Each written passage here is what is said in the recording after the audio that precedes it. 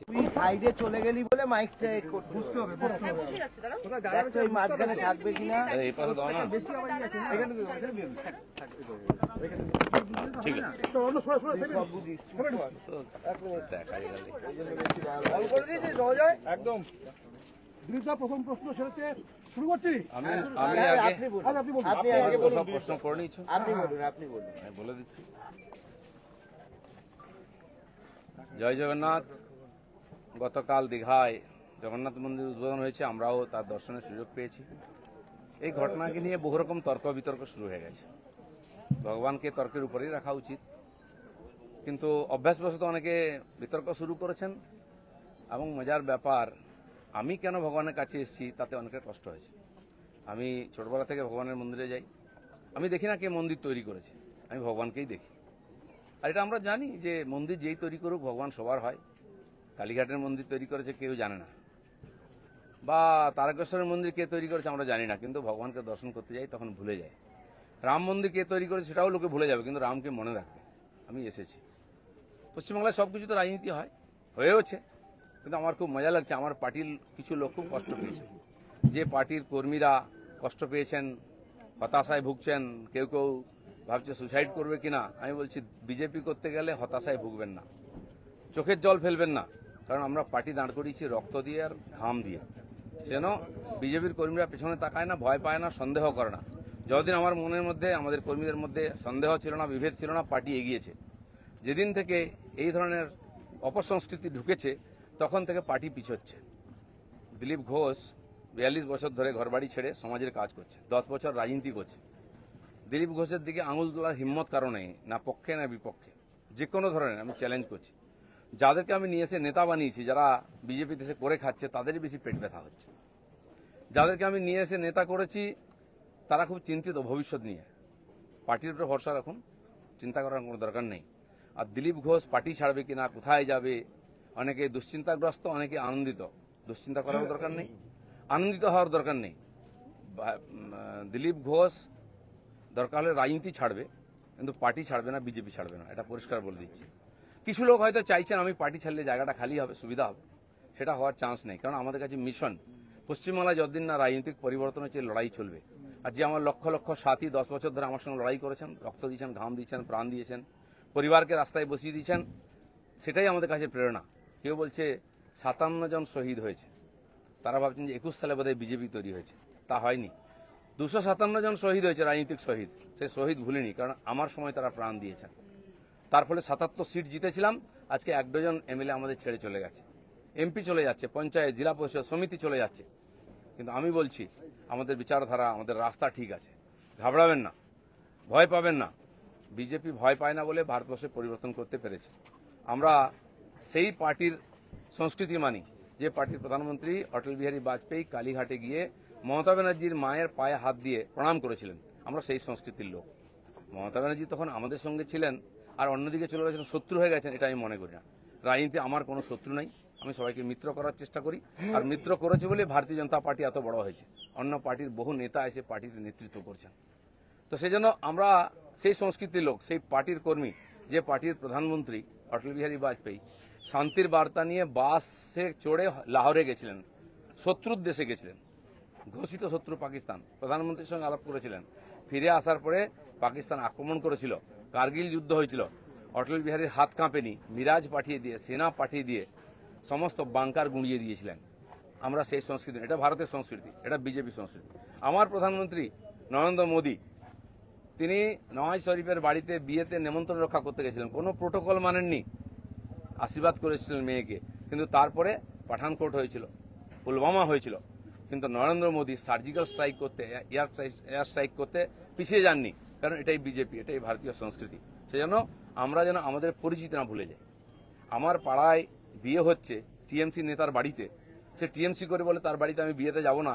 এই ধরনের জঘন্য নিম্ন রুচির রাজনীতি দিলীপ ঘোষ করে না, করবেও না, এটা আমি ঘৃণা করি। আমার বাড়ির জামাই যদি অন্য পার্টি করে, সেই মেয়ের বাড়ি আমি যাব না, এই রাজনীতি দিলীপ ঘোষ করে না, করবে না। যারা করতে চাইছে এটাকে, বিজেপিকে এই অপসংস্কৃতি আনতে চাইছে, তারা বিজেপি জানে না, তারা বিজেপি জানে না, তারা দিলীপ ঘোষকে চেনে না, এর পিছনে কত ত্যাগ তপস্যা আছে জানে না। যারা 21 সালে এসছে, 20 সালে বিজেপিতে এসছে না, তারা বিজেপি বুঝতে পারবে না। কেউ কেউ RSS দেখাচ্ছে, কেউ কেউ হিন্দুত্ব বোঝাচ্ছে। দিলীপ ঘোষকে হিন্দুত্ব বোঝাবেন না। আমার কাটলে গায়ে হিন্দুর রক্ত বেরোবে, বিজেপির রক্ত বেরোবে। বাকিদের গায়ে কি রক্ত আছে আমি জানি না, কারণ বহু জায়গায় ঘুরে এসছেন তারা।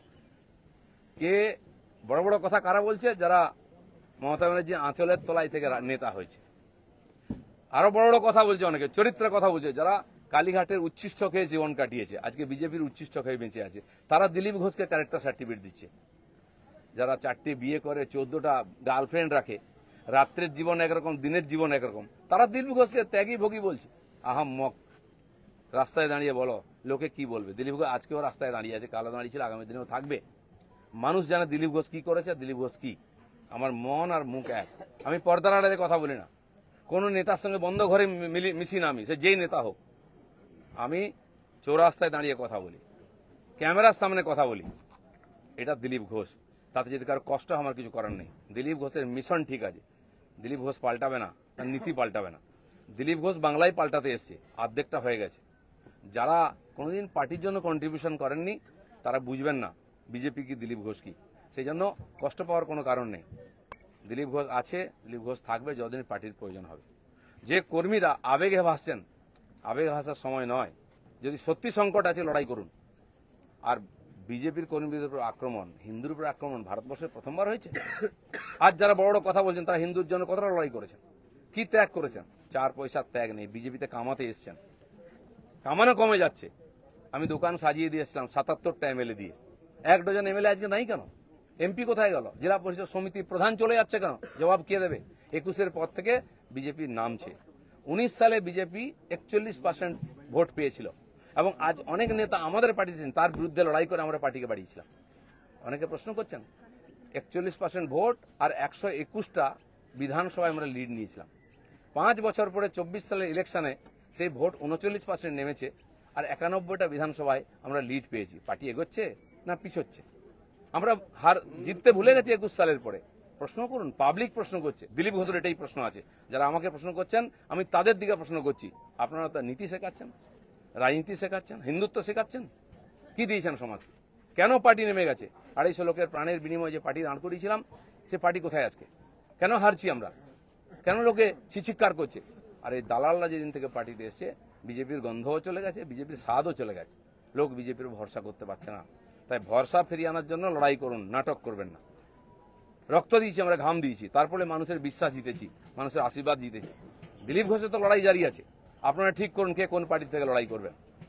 দিলীপ ঘোষ পার্টি পাল্টাতে আসেনি, পশ্চিমবাংলাকে পাল্টাতে এসেছে। ধন্যবাদ সবাইকে। আপনি কি ভবিষ্যতের সাথে তাল মিলিয়ে ক্যারিয়ার গড়তে চান?